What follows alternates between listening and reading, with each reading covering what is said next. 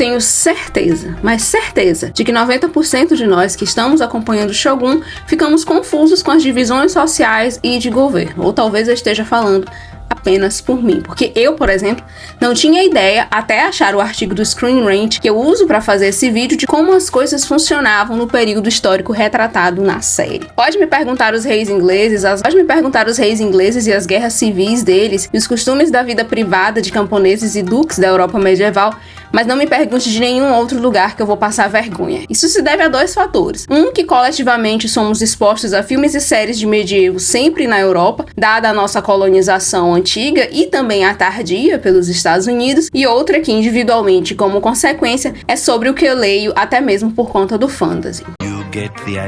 Então eis que chega a FX e nos presenteia com uma nova visão de feudalismo, onde o sistema de sucerania e vassalagem é permeado por uma sociedade que via o mundo de forma muito diferente dos europeus católicos. Mas se você chegou disperso até aqui, Shogun é uma minissérie original do FX ambientada no Japão do século XVII, mais precisamente em 1600, que conta a história de John Blackthorne, um pirata inglês que aporta no Japão e se alia a Yoshi Toranaga, um senhor feudal poderoso que é nomeado regente e entra em uma disputa com seus pares.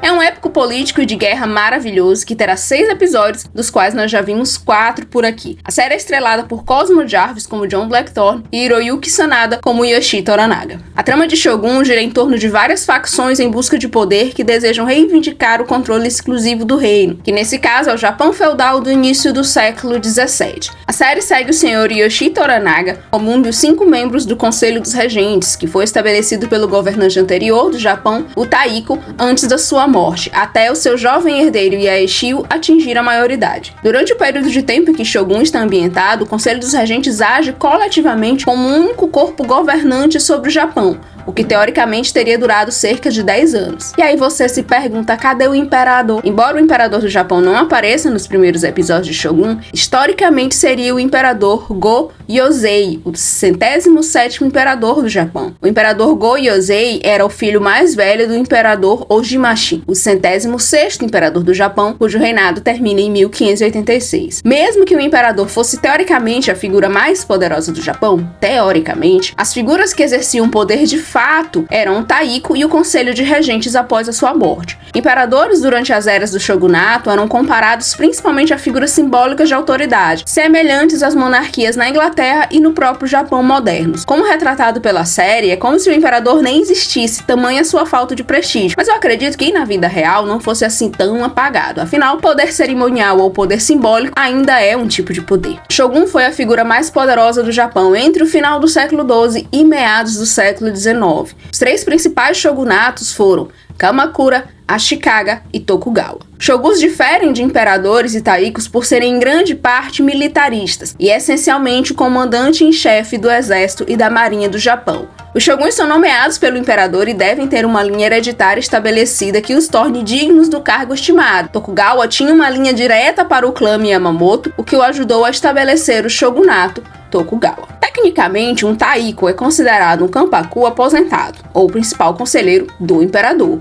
O taiko retratado em Shogun é baseado em Toyotomi Hideyoshi, que foi tanto o kanpaku dos imperadores Ojimashi Go-Yozei quanto o chanceler do reino, viu? Então, quando eu fiz aquela comparação com o chanceler em um dos meus recaps, eu estava correta. O taiko da vida real era considerado um dos grandes unificadores do Japão, mas em termos gerais, um taiko literalmente significa um kanpaku aposentado. O kanpaku é o mais estimado de todos os regentes e é considerado o conselheiro mais confiável do imperador. O Conselho dos Regentes em Shogun é baseado no Conselho dos 5 Anciãos que Toyotomi Hideyoshi nomeou antes de sua morte. Os regentes são todos poderosos senhores feudais, ou daimyos, e são essencialmente o taiko e o kanpaku, dividido em 5 partes que compartilham o mesmo título. O Conselho dos Regentes, como visto em Shogun, foi o resultado de circunstâncias incomuns após a morte do taiko, pois o filho do taiko, Yaeshio, tivesse idade suficiente para ocupar o lugar de seu pai, eles não existiriam. Daimyos são senhores feudais e proprietários de terra que possuem feudos em Shogun,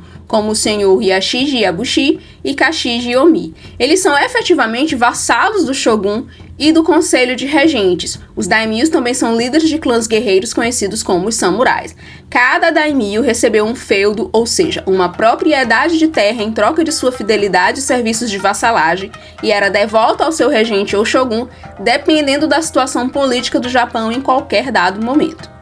Karo é uma classificação estimada para um samurai e é considerado um oficial samurai de alto escalão, como o Hiromatsu em Shogun. Karos também atuam como conselheiros que estão a serviços dos daimyos do Japão feudal.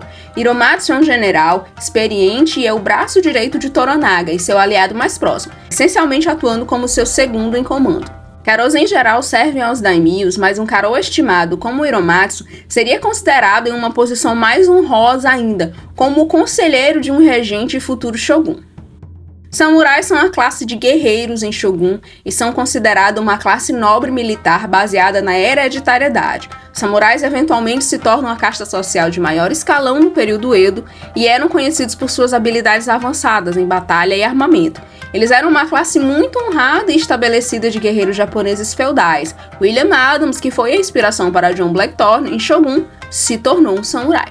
E por último, nós temos os Ronin, que embora hábeis em armamento e batalha, são uma classe de samurais que carecem de integridade ancestral e, portanto, são considerados desonrados em comparação com outros samurais. Os samurais se tornam Ronin após a morte de seu mestre ou senhor e é frequentemente associado a um tipo de personagem desonrado e vagabundo. Os Ronin cresceram muito em número durante o shogunato Tokugawa ou período Edo. Deu para entender melhor as divisões de classes ali, de guerreiros e governantes em Shogun? Se você gostou desse vídeo, curte, compartilha com seus amigos, não deixa de assinar o canal, deixar o seu like, me deixa aí nos comentários o que você está gostando mais em Shogun e depois eu volto com mais conteúdo. Até!